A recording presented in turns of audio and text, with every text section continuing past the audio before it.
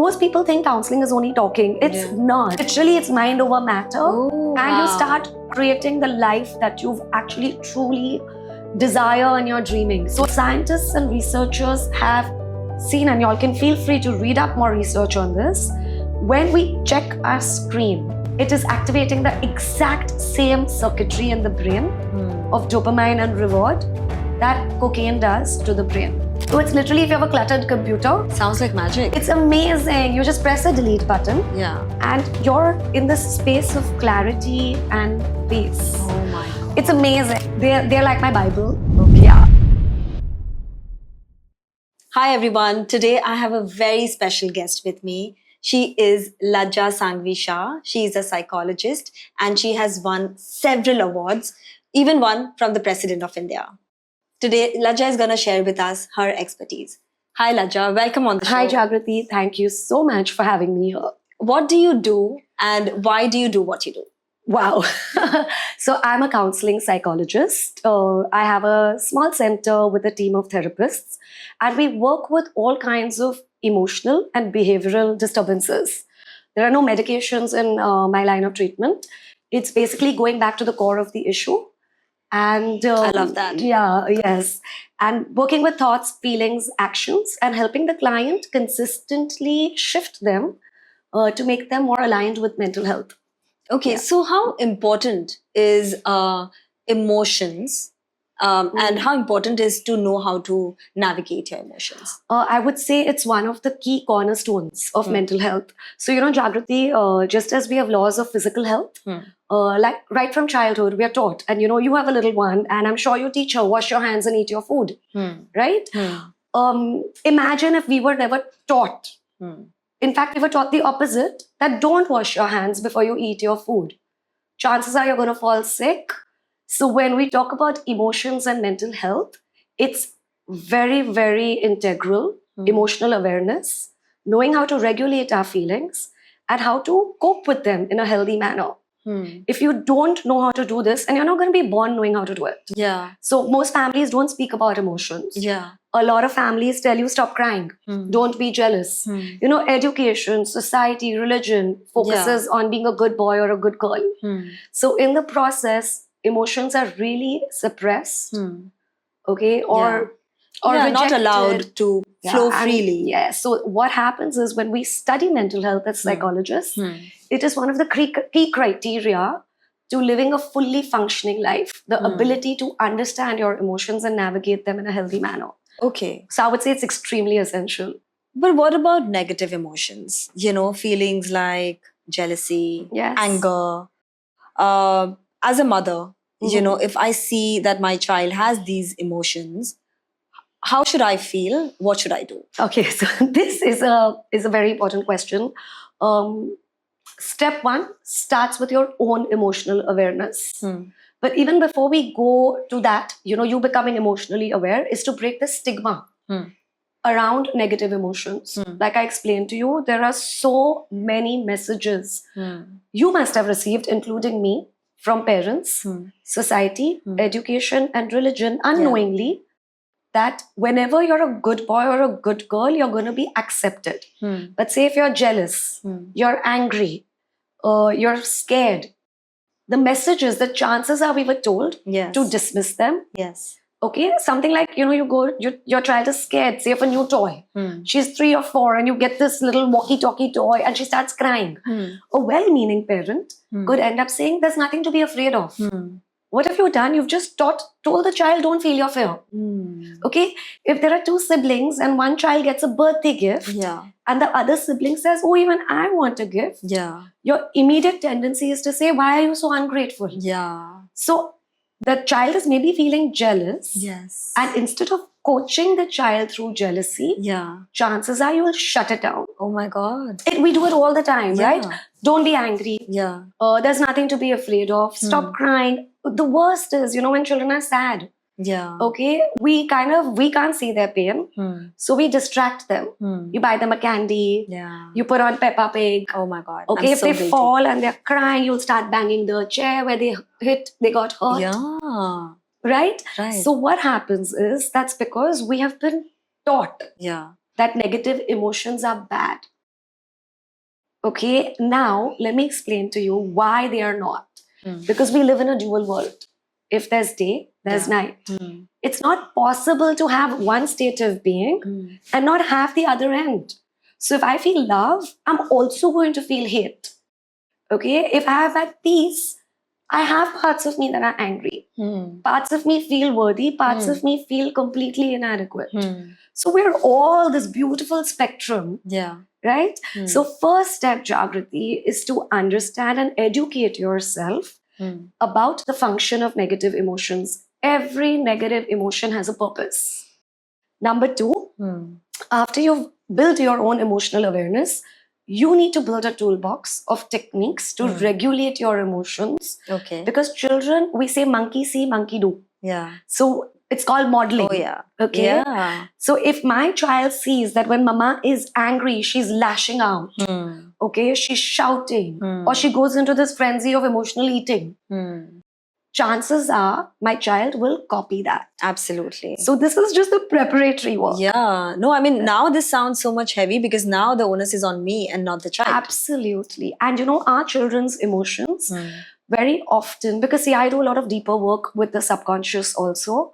So a lot of our children's behaviors and emotions will trigger our own inner child traumas from our childhood, our unmet needs. Yeah. And it has a lot to do with what's going on in our mental space.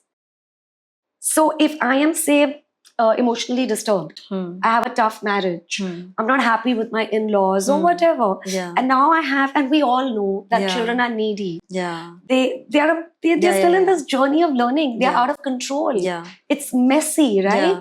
So them falling apart will trigger me a lot. Yeah. And I may tend to react very harshly and then shut down that emotion. Oh my God. So step 3, after you've kind of built your emotional awareness, got your tools of regulation, there is actually, it takes a lot more, there are a lot of parenting books, tools, resources. I strongly recommend educating yourself in those. Absolutely. So you can take your child through that emotion. Okay. And remember, the law is all emotions are welcome.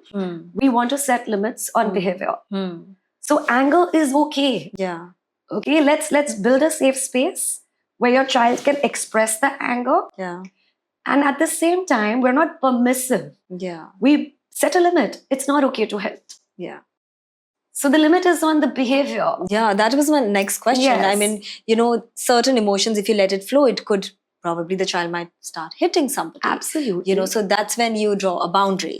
So we help the child reduce the intensity of that emotion through the tools. Okay. That's why I strongly recommend that parents get educated in healthy tools to regulate your emotions. And thereafter practice that like any other skill. Nobody learns cycling in a day, right? Right. So children will take time to learn emotional control. Yeah, so I think, for parents, there are many books on parenting. Yes. What are your top 3 books?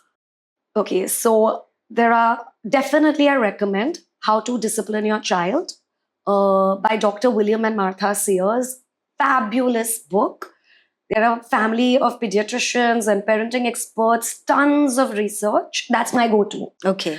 Okay, then there's How to Talk So That Your Children Will Listen and How to Listen So That Your Children Will Talk by Adel Faber. And then there's John Gottman, Raising an Emotionally Intelligent Child. Oh. These 3 books are like, they're like my Bible. Okay. Yeah, I've raised my own boys with it. I've helped so many of my parents with it. Oh, amazing. Yeah, strongly recommend these books. Amazing. Now going back to the tools and the therapies that we can use, what are the different tools that can be used? It could be counseling, it could be play, it could be access bars. Could you name a few tools? So are we talking with reference to children or because... No, just overall emotional well-being, not just children, even adults. Even at this age, there could be times when I feel there's something wrong with me or my emotions. How do I know? Like the only thing probably, people would know today is therapy. That's the only word. Right. But if you introduce something new to them, they would be like, oh my God, I've never heard, I don't know what this is now. So what are the different tools available? So there are a lot of tools available for mental well-being. I'm going to touch upon a few simple ones that you can practice, hopefully by just watching this podcast. a lot of emphasis on mindfulness. Mindfulness is about deep breathing, reconnecting to your body through your breath. Because when we're flooded with emotions or any kind of overwhelm, we lose that, it's like you want to get rooted and grounded again. Okay, so just something as simple as breathing and coming back into the present grounds you. Prioritizing self-care. It's not a luxury. I would say it's a necessity in today's world. So taking time to recharge, do what fills your cup up, gives you joy and fun. Small acts of gratitude, because when you're doing your gratitude journaling, it's really the most easy tool available. Yeah, effortless. Does wonders to your mental health. Getting involved in something bigger than you. Okay, like touching more lives, helping community, movement. These are all and we've all heard it, right? Yeah. But what's important is that we practice this for our mental well-being. Yeah. Spending time in nature, exercising, setting boundaries is very important. Okay, Jagrati for mental health. Saying no to protect your peace. So you're not overcommitting. You're not burnt out. That aligns you to what your priorities are. So these are some simple tools that you can incorporate for emotional wellness. Yeah. However, if you're looking at deeper work, Jagrati, then it's important to connect to a trauma-informed or a therapist who works deeply. Right. No, so that's my question. Yes. Like when you go to a therapist, Right. the therapist might use different forms of healing or techniques of healing. What are the different techniques? What are the different techniques? There are a lot of different techniques.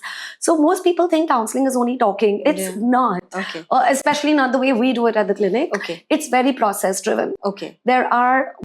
Most therapists, once they take the history of the client, because you need to understand the client, all the dynamics operating, what is the personality like, what are the experiences you've been through. There are talk therapies, there's cognitive behavior therapy and rational emotive behavior therapy. Okay. They basically help you identify your faulty belief systems. Okay, and change them from the blueprint. So we all know, okay, we should think positively. But it's not that easy. Yeah. Okay, so actually our thoughts also, like depressogenic thoughts, are different from anxiety-inducing thoughts. Oh, really? Yes. Okay. So you need a trained therapist who will literally break down your thinking, help you identify where it is unhealthy or irrational, and then give you a lot of different exercises to practice at home in the real world setting outside the clinic and strengthen it. So that's your talk part of, but that's CBT, it's a proper therapy, REBT. Then we also have a lot of tools that work with emotions at a deeper level. There's inner child healing, which works with going back to those vulnerable childhood memories. When we were kids, we all have had experiences that have maybe eroded us. Traumas that we've witnessed, difficulties that the family went through. Now, no memory is forgotten. It's all stored in your subconscious. And very often, we say instead of operating as the present day adult, certain events trigger us because they remind us of our childhood wounds. And now instead of an adult me, it's that immature child that takes over. Yeah. Okay, I'm trying to simplify the concept. It absolutely makes sense because, everything that, we do or we've understood so far, it all goes back to your childhood. Early childhood. And early childhood is so important. It is very important. A lot of evidence has shown that our formative years, our relationship with our caregivers, the experiences we have set the blueprint for our entire adult mental health. My God. We are products of our past. And this was a time of development when we were very vulnerable. Yeah. And ironically, whilst we were helpless and vulnerable, our brain developmentally is wired with 5 times more neurons. So we're absorbing so much from the environment. Right. So, and then we have to survive it. Yeah. So we have a lot of survival programs or defense mechanisms, which are like these tapes, which are deeply embedded. Wow. Which are helping us cope. Wow. And then when we are triggered or vulnerable, the survival program of the past takes over. Yeah. And that inner child is triggered. Yes. And it literally leads to a lot of breakdown. Wow. So we do a lot. So therapy is doing a lot of inner child healing. We also have access bars, which is a phenomenal modality for empowerment and healing. Okay. There's regression therapy, there's hypnotherapy, there's gestalt.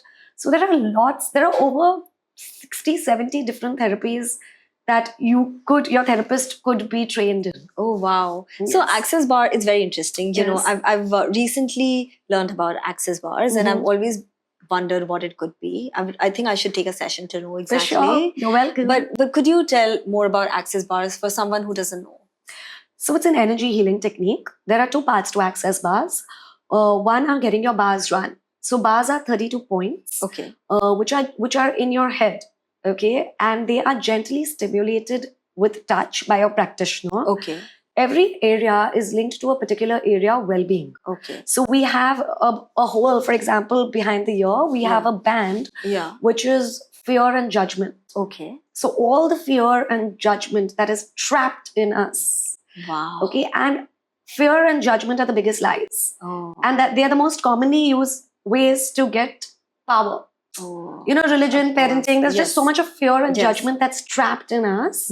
So when you're running your bars, so for example, there's fear, judgment, there are points for money, relationships, sexuality, body, creativity, trauma, grief.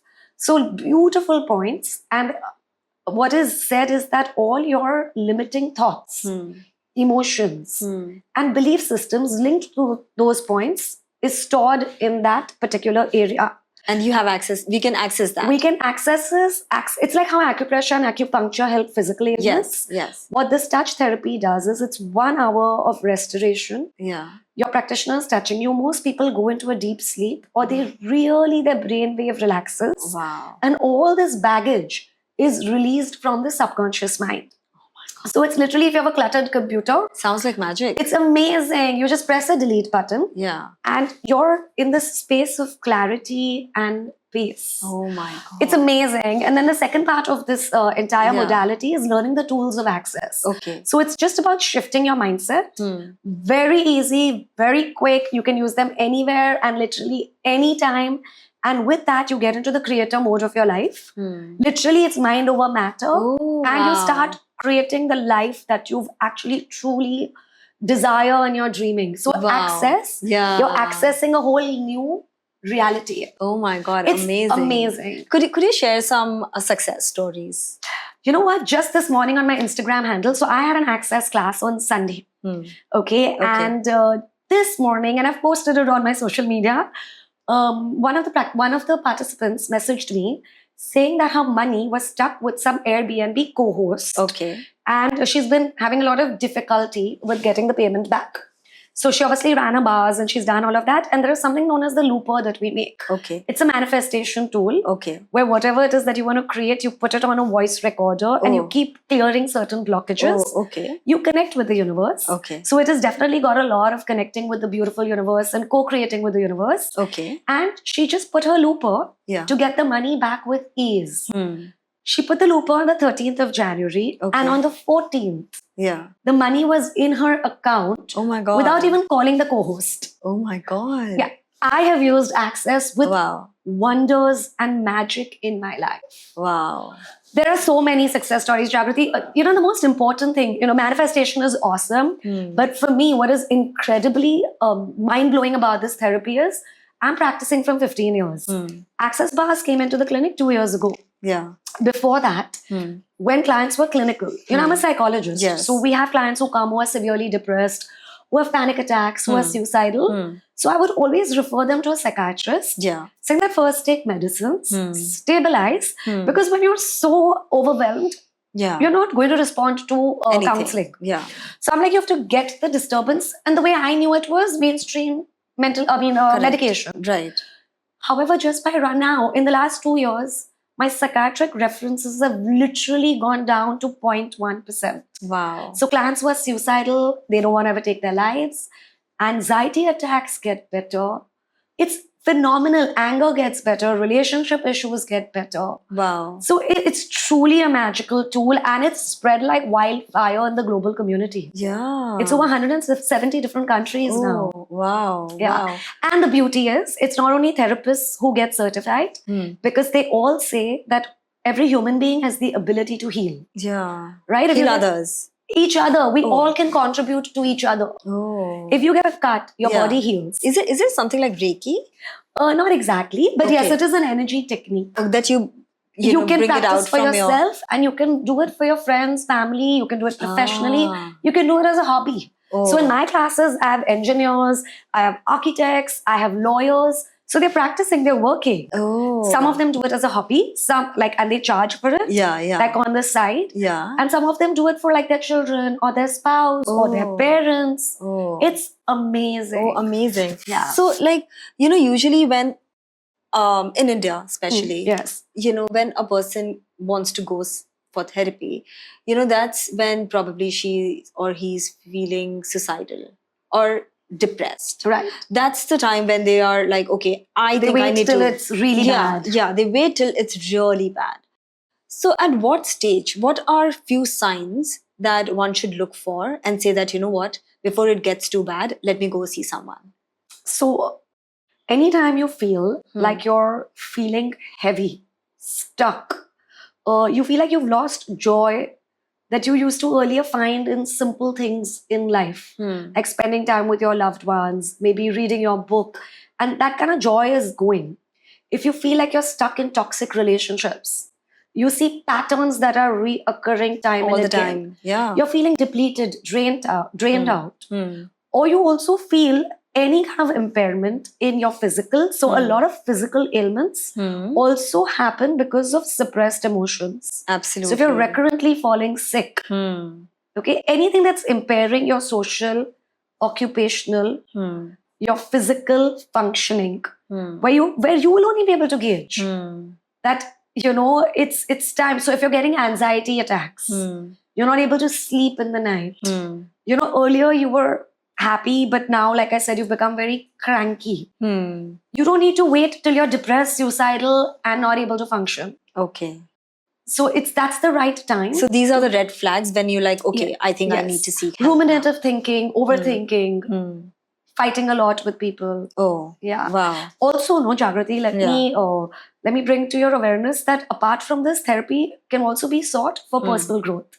It's not just when you're disturbed. Yeah. It's a great space to build awareness about your own inner world and whatever your goals of personal growth are. Motivation, you know, whatever you want to work on your money reality. If your relationships are here, you want to take them here.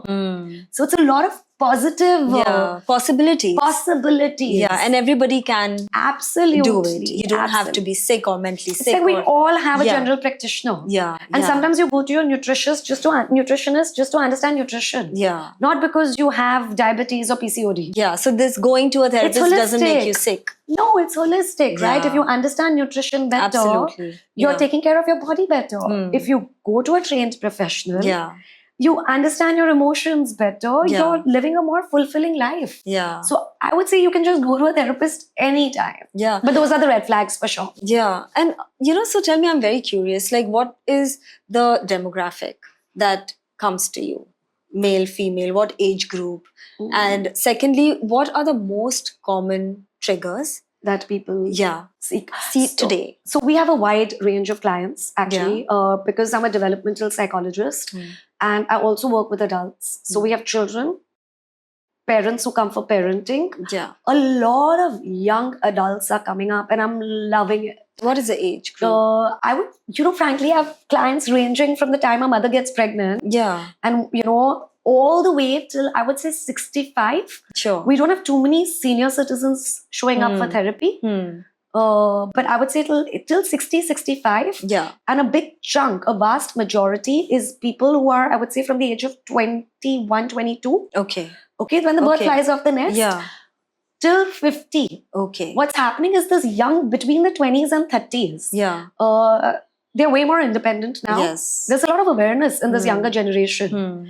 that whole taboo of therapy, Yeah. which was there maybe when we were, a decade ago. Yeah. They're just really open to working on themselves. So we have a big population of 20 to 30. Okay. And also what's amazing, and I feel very, very fulfilled, is we have a lot of male clients coming and reaching out Wow. all the time in my Amazing. clinic. I mean, that's Yeah, amazing. so it's amazing. When you do it in the right way. So what is a number? Can you give me like 50-50 or male, female?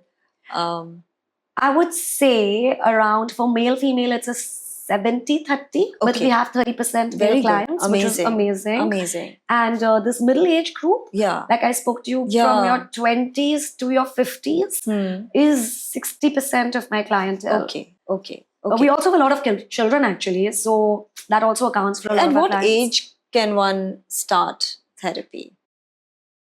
So to see a child physically in the clinic, I recommend after the age of 6. Okay. Before that, I would work with the parents. Okay. If there is behavioral issues, I'd work more with parental counseling and family setup. Yeah, what is a behavioral issue? Like, as a mother, what is it that, I should look for in my child or her friends, to see that, okay, I think this person needs to see. For children? Yeah. So if you see any kind of difficulty in managing anger, which is repeated. Oh, anger is number one. Anger? No, there are a bunch. Oh. We also have anxiety and fears. Okay. So there are healthy age-appropriate fears which come and go. Okay. Like separation anxiety, Right. stranger fear, Right. Okay. fear of the dark. But when you see something like refusing to go to school, something where everyone's playing and the child is just refusing to go. Social anxiety, school refusal, repeated stomach aches, headaches. A previously happy child has now suddenly shut down. Okay. If you see a sudden change in behavior, your child has suddenly changed. That's definitely a red flag. Oh, Okay. If you see marked changes in their appetite and sleep patterns, child is not able to fall asleep, is eating too much. Those are signs of mental disturbance and also a lot of low confidence. You will sense it, as a mother, that there's a lot of self-doubt, low confidence. The child is really it's not a reserved child. Yeah. See, being a reserved, slow to warm up person is very different. Yeah. You know that my child takes time. Yeah. That's his temperament. Yeah. But low confidence is withholding. I can't do it. Shutting down. Also, I would say screen addiction. Yeah. That is a big one. So if you see your child is constantly stuck on screens, because that will bring a host of behavioral issues.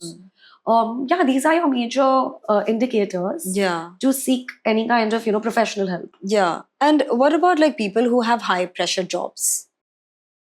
We're moving across the spectrum. Yes. But like people who have high pressure jobs, how can they make sure that they are emotionally well?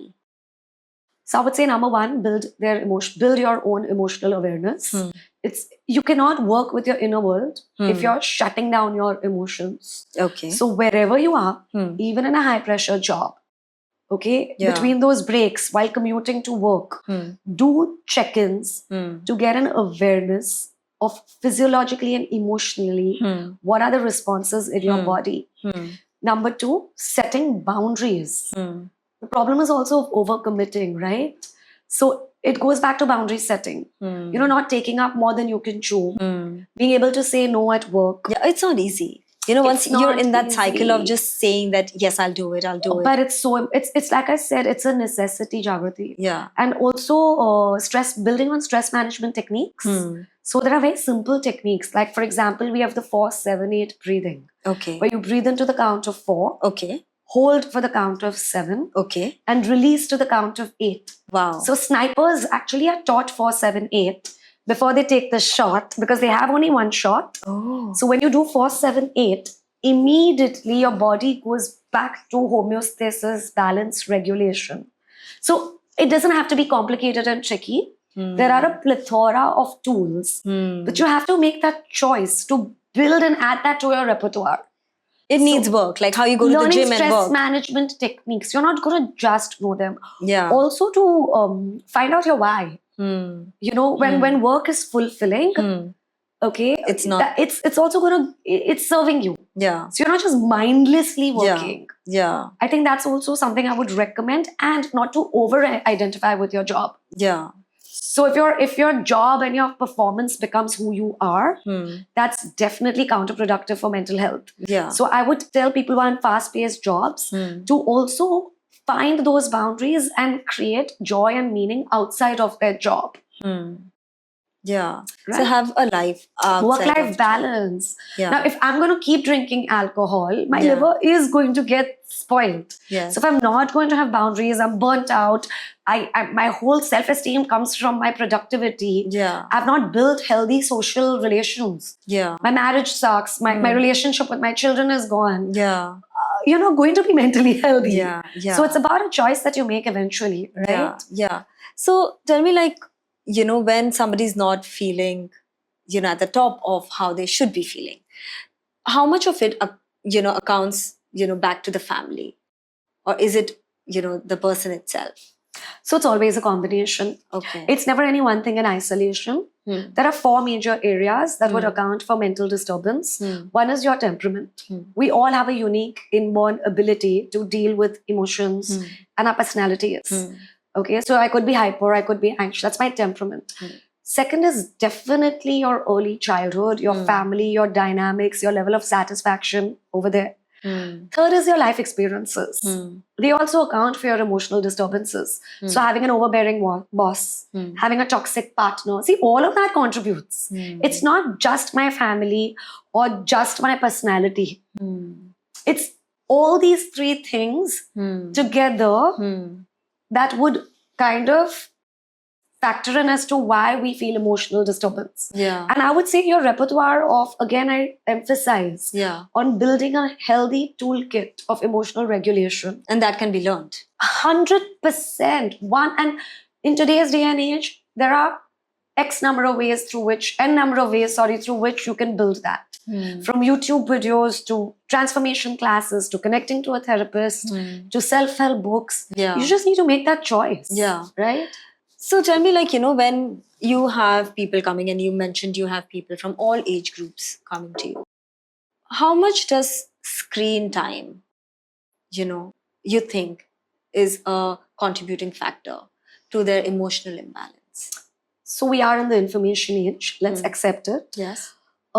Anything in balance is okay. What is that balance? It's tricky. So when screen balance is something, you're going to have to be internally connected again to know that beyond this, when I am on the screen, I am getting headaches, I am cranky and irritable, I'm neglecting my partner. Or instead of saying going for my workout, I'm just scrolling mindlessly. You will know. Most people know that they've crossed that balance.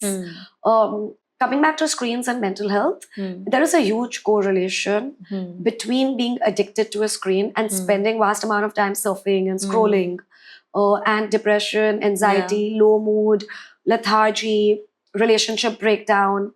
100%. I see a huge correlation. Okay. So we do spend a lot of time in the clinic with helping clients, just as we work with addictions. Yeah. Self-monitor, self-control. Okay. Change your self-talk. Okay. Motivate yourself to put those boundaries. We do a lot of that with screens too. Wow. Amazing. Yeah, and as we do that, we see a great improvement in the quality of mental health. Yeah. Personally, I think I really want that the world should really, limit their screen time. Absolutely. Because I think that'll make the world a better place. And you can't throw the baby out with the bathwater. Yeah. I feel social media is fabulous as a medium to spread awareness, to connect. YouTube, watching that show once in a while, it's amazing to unwind and de-stress. Yes. Okay, media, the screen is fine. It's great. Yeah. It's how are you using it? Yeah. Right? So you give me a knife, I can kill somebody with it. Yeah. Or I can use that knife and cook. Yeah. What are you doing with the screen? Yeah, that's so What well are you said. choosing? Yeah. So I think screens are great. Information is great. You want to be aware of the source. What kind of content am I consuming? Yeah. And then, of course, limits. Yeah. And also, you must know that the brain, so this is a very important factor, tidbit of information. I would love to share it with the viewers. When a cocaine addict gets their fix, there's a particular dopamine circuitry in the brain that's activated, which is linked to the pleasure response. So for a cocaine addict, only when I get my fix will I feel pleasure. Eventually, other things which gave me joy those connections start getting dwindled or eliminated. And what scientists and researchers have seen, and y'all can feel free to read up more research on this. When we check our screen, that notification, that message, the blinking light, it is activating the exact same circuitry in the brain of dopamine and reward that cocaine does to the brain.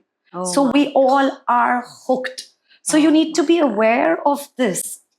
This is more of an addiction. This is like quitting. It's huge. Oh my God. So if I'm aware, then awareness is the first step to change. So the minute you feel like, oh, I'm just reaching out for my phone because I'm habituated, stop, take a deep breath. Say no, I'm going to do something else. I think you're doing such a great job in like really helping people understand and manage their emotions.